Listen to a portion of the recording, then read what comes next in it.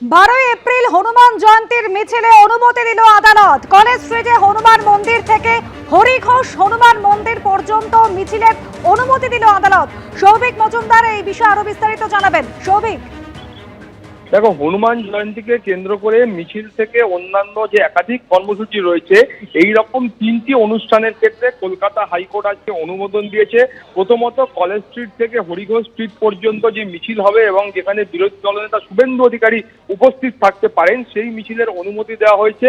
এবং তার পাশাপাশি তোমাকে বলবো, বাসডোলিতে 2টি কর্মসূচি রয়েছে, সেই 2টি কর্মসূচিতেও কলকাতা হাইকোর্টের তরফ থেকে অনুমতি দেওয়া হয়েছে। কিন্তু তার পাশাপাশি বলা হয়েছে যে পুলিশ বা পুরসভা যেখানে যেখানে প্রয়োজনীয় কর্তৃপক্ষ রয়েছে, সেই কর্তৃপক্ষের কাছে কিন্তু অনুমতি চেয়ে আবেদন জানাতে হবে এবং তারপরেই তারা এই কর্মসূচি করতে পারবেন। এই মর্মে কলকাতা হাইকোর্টের তরফে অনুমতি দেওয়া হয়েছে। এবং কলেজ স্ট্রিট থেকে যে মিছিল হবে, সেই মিছিলে শুধুমাত্র প্রতীকী অস্ত্র প্রদর্শন করা চলবে এবং সেই অস্ত্র প্লাস্টিক দিয়ে বানানো হতে হবে। কোনো রকমের ধাতুর অস্ত্র ব্যবহার করা চলবে না, কোনো রকম ডিজে বাজানো চলবে না। এই মর্মেই কিন্তু কলকাতা হাইকোর্টের তরফ থেকে আজকে অনুমতি দেওয়া হয়েছে। সৌভিক, সঙ্গে থাকো। 3টে মিছিল হওয়ার কথা রয়েছে এবং 3টে মিছিলের ক্ষেত্রেই কিন্তু অনুমতি দেওয়া হয়েছে। বাসদ্রোণী সতীন্দ্রপল্লী, সেখানে হনুমান মন্দিরে পুজোর কর্মসূচিতে অনুমতি দিয়েছে কলকাতা হাইকোর্ট। হনুমান জয়ন্তী উদযাপন সমিতিকে অনুমতি দেওয়া হয়েছে আদালতের তরফ থেকে। পুরসভার অনুমতি নিয়ে কর্মসূচি করতে হবে। আগামী 12 এপ্রিল হনুমান জয়ন্তীর পুজো হবে আর রাত 10টার মধ্যে সাংস্কৃতিক অনুষ্ঠান শেষ করতে হবে, এমনই নির্দেশ আদালতে।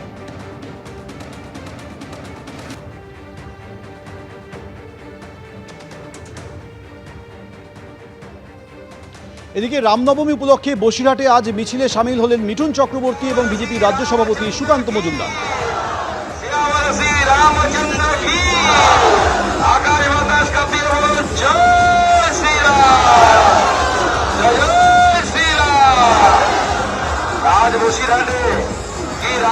সবাই বলুন জয়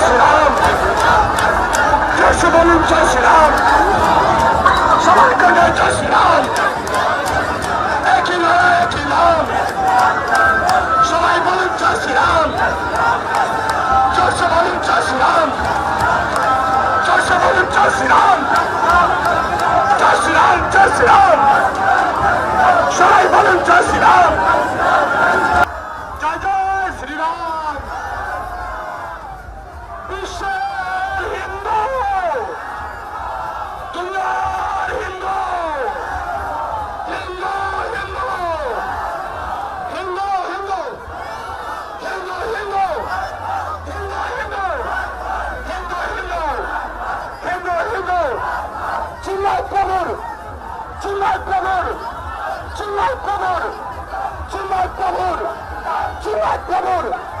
চিল্লায় প্রভুর